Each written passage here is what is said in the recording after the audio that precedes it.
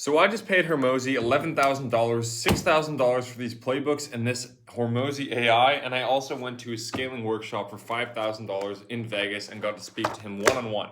So in this video, I'm going to break down the main things that I've taken away from all of these 12 playbooks that I have here, what I've learned by using this AI and how it's helped me grow my business, as well as what I learned from talking to Hormozi one-on-one for about 10 minutes on how I should scale my business. All right, so first things first, I want to talk about the playbooks. So there's two main ones that I read that I have in my notes here that were kind of the two of the main problems that I was having in my business that I want to show you guys what I learned.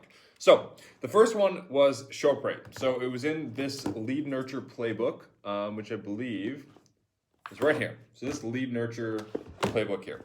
So there's four things that I learned in that book that Alex learned from his companies that are gonna impact show rate the most. Three of them were super kind of important to what we were doing that we needed to change the most. So I'll share with you kind of what I learned from there and how I applied them.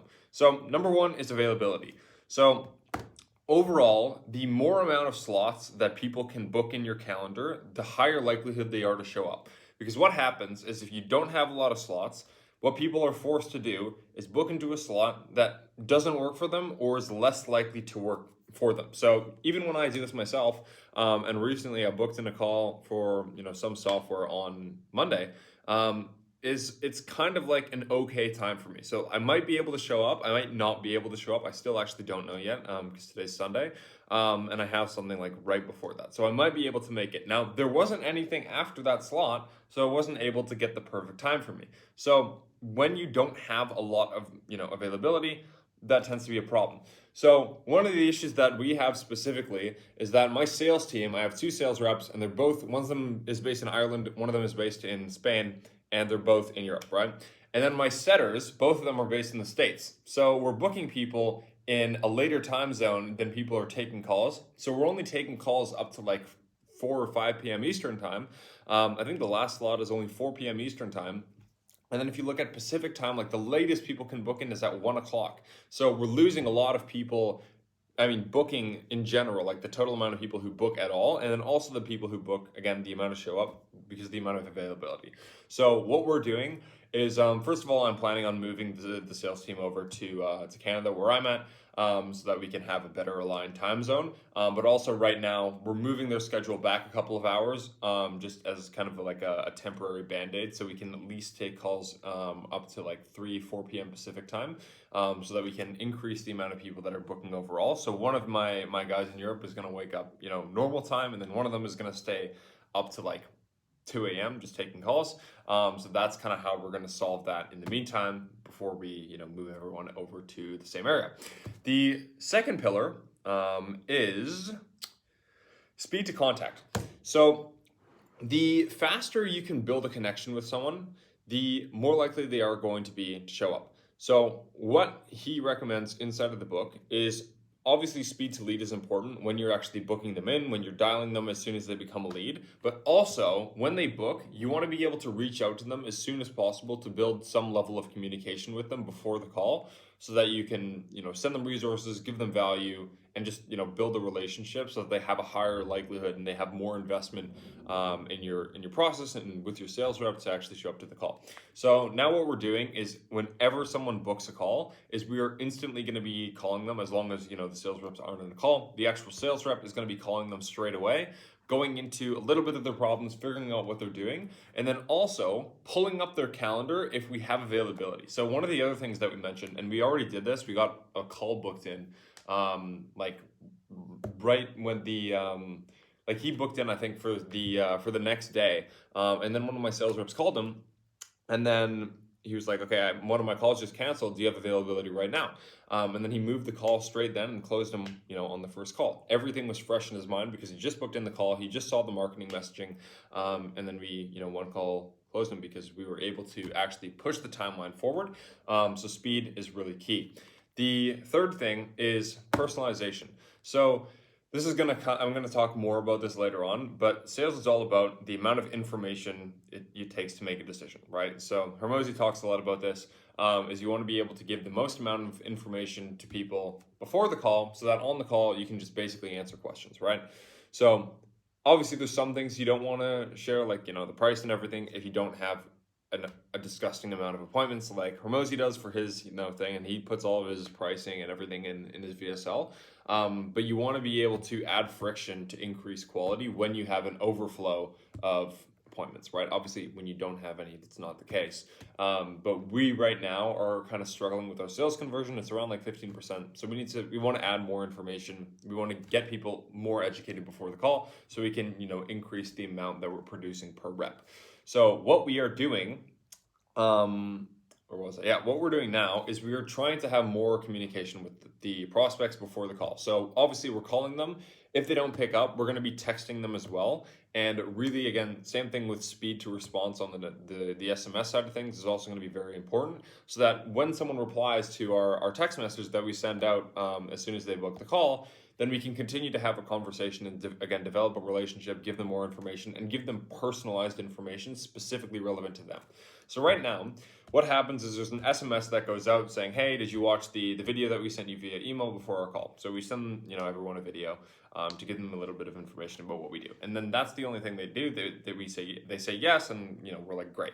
So what we're doing now is we're actually going into some of the conversation before the call even starts. So, okay, what are the main challenges you're having? What do you feel like, we could help you the most on? Different, like, just questions to understand them a little bit better and to understand the company, like what's the main thing you guys are offering right now.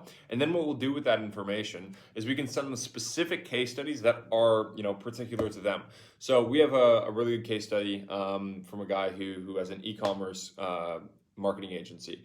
So now when we have an e-commerce marketing agency that books a call with us, we can send them that specific case study, and when we have a guy who's, for example, targeting like tech companies, we have another testimony for that kind of persona, and we have, different countries in testimony. So we want to like match different elements of, our recent results to the people who are booking in, so they can see, oh, this worked for someone just like me, which will obviously increase their confidence before the call, increase the likelihood increase the likelihood that they have to show up. Number one, because they've already sunk time into doing some research, but also number two, because they're going to have a higher, likelihood or perceived likelihood of actually getting a result by, showing up to the call and doing this. So that's what I learned from the lead nurture playbook.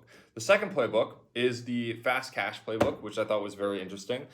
We haven't done this yet because I'm focusing on one of the big things that I talked to Hormozi about at the workshop, but this I will do after that.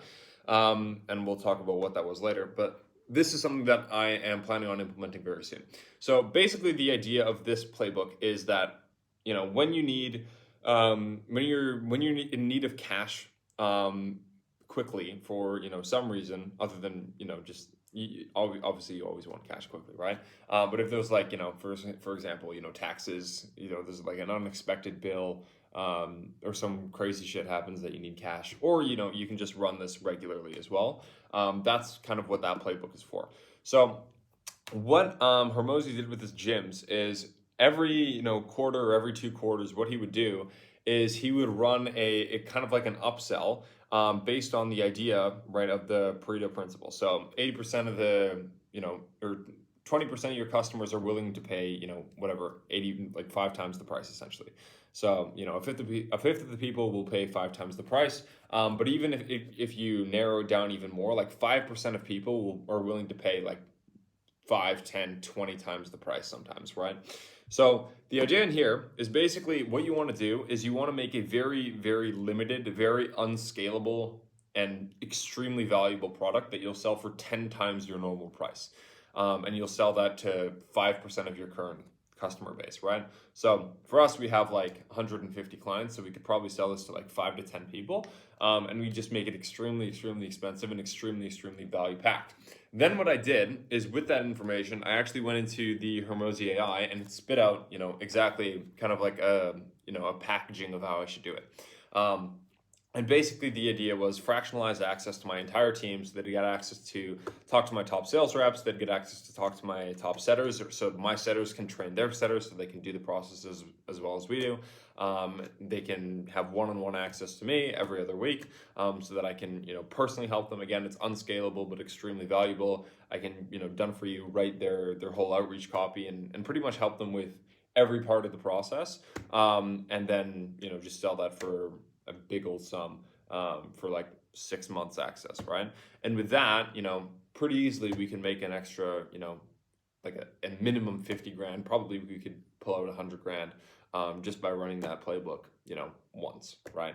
So that's another thing that is going to be interesting to run, and should really increase not only the amount of revenue that we're able to make on a regular basis, but also the profit we're able to make, right? Because, although those are quote unquote unscalable services, they also don't have much cost because it's just me and, payroll to my team, which isn't, to get like 1 hour, every other week isn't a terrible amount, right? Considering how much we would charge for that.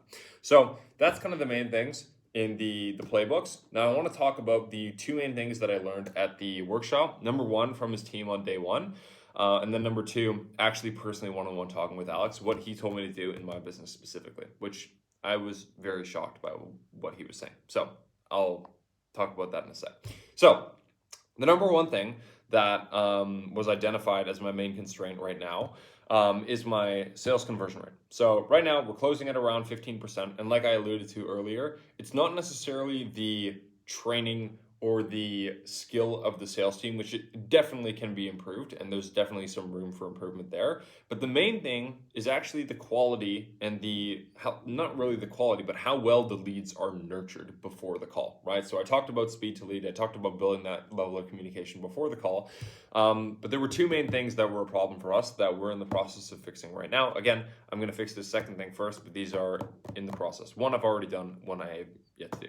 So the first thing is that inside of our outreach, what we were saying is, this is basically our script. So if we can connect you with an extra 2 to 3 qualified, appointments every week, would you be open to having a conversation, right?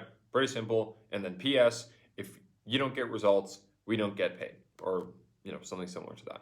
Now, the issue with that is what that essentially means is we have a guarantee. So we don't profit, we don't make money. At the end of the day, we don't grow as a business if you don't get results, because we just give you your money back. A lot of people misinterpreted that as commission, and it's not very clear that it's not commission.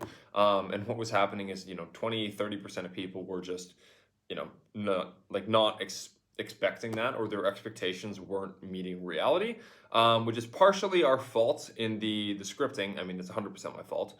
But I perceived it just to be a sales issue, and it's like, okay, we just need to learn to handle that. But their team said differently, and I should just be more clear up front that if you don't get if you don't get results, we'll give you your money back, rather than, you don't pay, right? So we've already changed that. That was just a simple tweak to the outreach copy, and results dropped a little bit, and then our sales conversion rate up, proportionally. So we're just getting more out of each rep. And yeah, this month we're closing at over 25% so far. It's only 7 days into the month, so we'll see if that continues, but so far it's looking like it is working. Next thing is the post-booking VSL for objection handling before the call. So this is the thing that I have not yet to implement, and when I do, I'm going to be asking this AI to write a whole script for me, and I can show you what that will look like, or I guess you can just book a call if you want help getting appointments, and you'll see it there once I actually make it. But this is specifically for handling objections. So what Hormozi does and what his team does in all their portfolio companies and in their own company is they will take the main objections that they're getting on every single call, and what they will do is they will put that into a video and just handle the objections before the actual call. What that will do is it will, it would give them that information before the call. So, all these objections and all these objection responses and all these questions and all these responses to these questions that would normally be had on a sales call can now just happen automatically, right? Which, number one, is going to increase the conversion of the rep, because they're able to focus on, actually selling rather than just handling questions that could have been answered before. But also, again, we'll just set their expectations properly as to what it is, and all the people who are, not a fit, it will remove them, right? So this is, again, is just increasing the quality of the leads by nurturing them more. Not the quality of the leads, I guess it depends how you define that, but the awareness of the leads, so that they understand more of what we do. So we have to do, less, answering the same things every single sales call, which is, not that, or could be more efficient, to say the least. So that's what we're planning on adding to increase the sales team, and then also just training and drilling more, as always. Now, this was the big thing, is when I actually got to talk to Hormozi. So not everyone at the workshop gets to talk to him, but I was one of the lucky 8 that was selected. So I got to talk to him for 10 minutes, which was very cool. And he said some interesting things.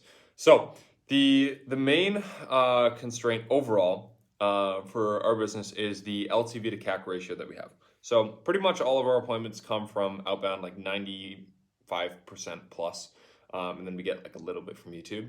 But 95% of our appointments come from outbound.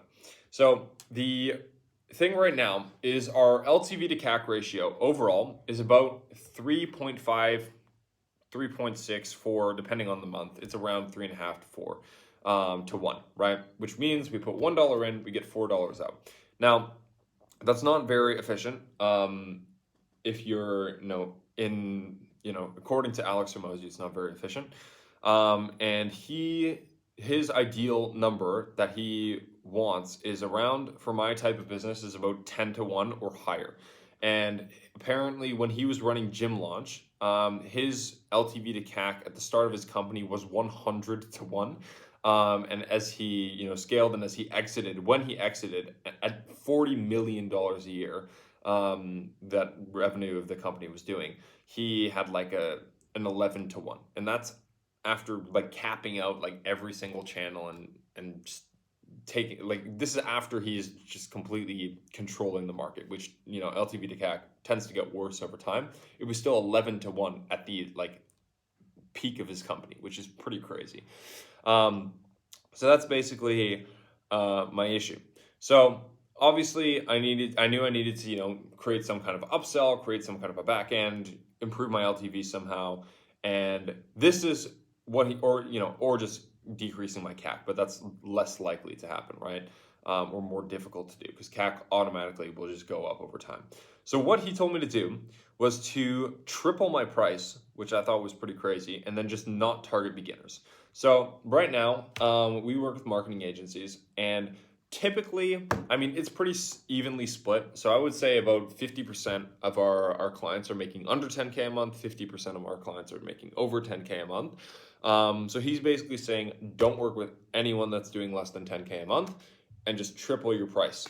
So, if anyone's told you to triple your price, that's kind of a crazy thing. And it's completely different direction of the business than how I thought he was going to say. And I thought he was just going to say do more, which is typically what, he says most of the time. So that I thought was very interesting. So that's kind of the main thing I'm working on doing. So the plan for me at this moment is, what we're going to do is we're going to create a new test for our outreach, and we're only going to target people with like at least 5 employees, based on, different data sources. And, most of those people will be making more than 10, 20, 30K a month. And I'm going to take those calls personally. And then I'm going to test out this new price, and I'm going to update the program to make it fit that avatar a little bit better. And then scale that way. So there's a couple of reasons why there's 3 reasons why he said that. Number 1 is the LTV to CAC ratio will, 4 reasons. So number 1, the LTV to CAC ratio will improve, which comes down to 2 components. Number 1, obviously you can just charge way more. And even though it will cost more to get them as a client, it's probably not going to cost triple as much, right? And what that means is the ratio between how much we make and how much we spend will go up. Even though we're spending more, we will just make so much more back that it won't matter. And the second thing is that you can upsell them extremely at a higher rate, right? So typically you want an upsell to be, pretty expensive. So I'm thinking, if I have an upsell, it'll probably be anywhere from 30 to 60 grand, and, probably will change over time. But that's kind of the price that he recommends, at least in my type of business, and I think makes some sense. So the interesting thing about that is if you get someone from 0 to 10K a month, right? And you completely changed their life, right? You did a great job, everything's perfect on your side, but you're not going to upsell them a 60K thing, even though you did that. And maybe you will, but like not a large amount of them, right? Because it's still like, half of their income on a whole year if they're making 10K a month in profit, right? And that's if you take them from 0 to 10. So that becomes an issue, right? Now, if you take someone from 30 to 60K a month, the impact you're going to have on them is like not necessarily, higher. And it's a lot easier to take someone from 30K a month to 60K a month than 0 to 10K a month by far, right? Because I can just implement, some systems into the thing and take them from 30K a month to 60K a month pretty easily, just by doubling the amount of appointments that they're getting. And most of the time, they're not getting many at all. So it's significantly easier, and they have way more buying power.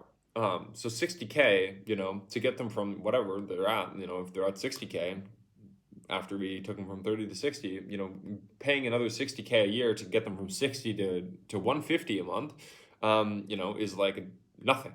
So just the overall purchasing power of these types of people is significantly higher, which makes, again, that's just another reason why the LTV goes higher. The second reason, the second reason out of the three then is just because of the quality of the people that you're dealing with. So, a lot of these people that sell to beginners, you search them up on Reddit, and then there's all these, crazy Reddit people, which is, his words, not mine. But I would agree with him. And I've seen that, on a lot of these, people who are selling to beginners, and it's just not great for reputation long term, which is another reason why Hormozi doesn't sell to beginners either. And I think you have to be making 250K a year minimum to join his workshop. So yeah, that's basically the second reason. Not as important, but still extremely important. And then the third thing is just, being able to deliver way easier. So like, I know if I have someone who's coming to me with, a business that's making like 2K a month, like what we're doing will work and what we have for them is really good, but it's still going to take, it's going to take a long time to get you results, because it's not just like one thing that we can just tweak and fix it. It's not just like they can spend a ton of money to set up a bunch of email accounts and just start sending like 1,000 emails a month or a day, sorry. They have to do it a little bit slower because they're cash constrained, and just because they don't know a lot, because they're not making a lot, and they have to learn so many things along the way. So what we're doing will get them there, but it will just take longer, which again hurts the ability to upsell people. And if I have someone come to me making 30K a month, like we can set up pre-warm domains, the same day and start getting them appointments within a week and start getting them sales within a couple of weeks, and then upsell them before month one. So it's just a combination of those things makes it a lot more appealing to work with these better people. And also we're going to be able to get way more returns per amount of money that we're spending to get them, if that makes sense.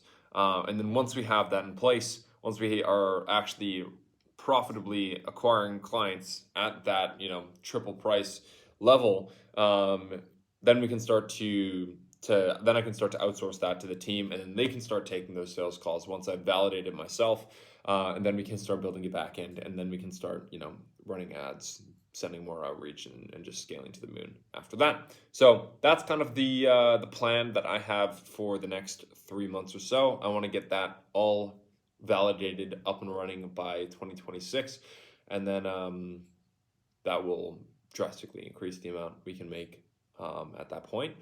And then from there, I'm just going to scale marketing to the moon, and then the goal would be to build a gym launch for agencies, which I think will be very cool. So yeah, that's basically what I learned from him. Hope this was valuable to you. Maybe you can apply something to your own business from what I talked about here, and I will see you guys later.